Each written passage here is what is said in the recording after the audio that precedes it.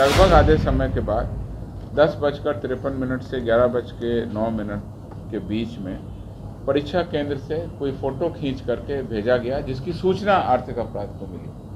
कुल मिला के हम लोगों ने उस परीक्षा केंद्र, उस हॉल और उस परीक्षार्थी को भी लोकेट कर लिया।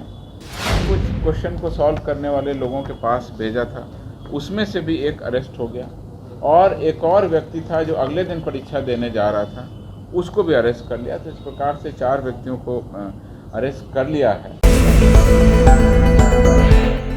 और बहुत सारी पालियों में एग्ज़ाम चल रहा था। जो सूचना प्राप्त हुई उसमें आर्थिक अपराध इकाई के द्वारा कांड संख्या 40/2022 दर्ज कर लिया गया। इसमें धोखाधड़ी के कांड, IT एक्ट की धारा और बिहार परीक्षा संचालन अधिनियम भी लागू किया गया। इस पूरे मामले में जो पुलिस उपाधीक्षक स्तर के अनुसंधान करता है, उनके द्वारा अनुसंधान किया जा रहा है। काफ़ी टीम इसमें अलग अलग तरीके से काम कर रही है। अनुसंधान में ये बात अभी तक प्रकाश में आई है कि परीक्षा प्रारंभ होने के लगभग आधे समय के बाद, परीक्षा 10 बजे से प्रारंभ थी और 12:15 पर समाप्त होनी थी। लगभग आधे समय के बाद 10:53 से 11:09 के बीच में परीक्षा केंद्र से कोई फ़ोटो खींच करके भेजा गया, जिसकी सूचना आर्थिक अपराध को मिली।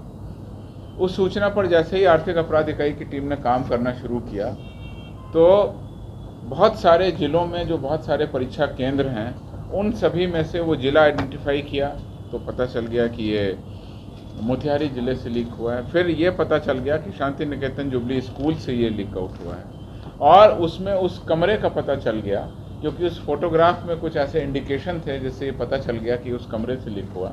और उसके बाद जो हमारी कोडिंग टेक्निक थी, उससे ये भी पता चल गया कि किस अभ्यर्थी के पास में वो क्वेश्चन पेपर था। तो कुल मिला के हम लोगों ने उस परीक्षा केंद्र, उस हॉल और उस परीक्षार्थी को भी लोकेट कर लिया। इस मामले में पुलिस के द्वारा सारी जांच अभी की जा रही है। उस परीक्षार्थी को पुलिस ने अरेस्ट कर लिया। उसके द्वारा जो ये फ़ोटो खींच करके बाहर भेजा गया था, उसका भाई, उसको भी पुलिस ने अरेस्ट कर लिया।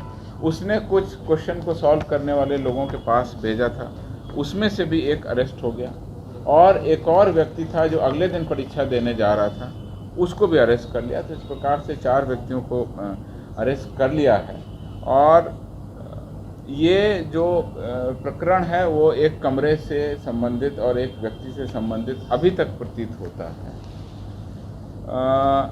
पुलिस की जो तकनीक है अनुसंधान की, उसके कारण और आयोग के द्वारा जो सुरक्षा के उपाय रखे गए थे, उनके कारण ही ये संभव हुआ कि हम लोग इस पूरे प्रकरण की बहुत सूक्ष्मता से और बहुत ही तेज़ी से जांच कर सके हैं और इस प्रकार से इस पूरे मामले में जो गिरफ्तारियां हुई हैं, उसके आधार पर अब पुलिस आगे की कार्रवाई कर रही है। इसमें और लोग भी हैं क्या सर? इसकी रिपोर्ट में कुछ फाइंडिंग आया है?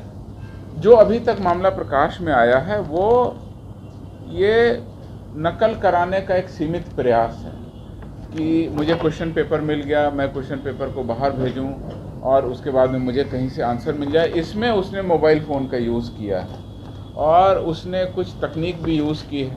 उन सभी का भी खुलासा ईओयू अपने आगे के अनुसंधान में करेगी और मुझे ऐसा लगता है कि शीघ्र ही इस पूरे मामले में और भी अगर कुछ लोग हैं तो उनकी भी हम लोग जांच कर लेंगे और उन तक भी पुलिस का शिकंजा पहुंच जाएगा। जैसा कि मैंने बताया, अभी तक एक जगह से क्वेश्चन पेपर बाहर आया, एक जगह से क्वेश्चन पेपर अंदर गया। उन सब पूरे चेन के लोगों को अरेस्ट कर लिया गया है।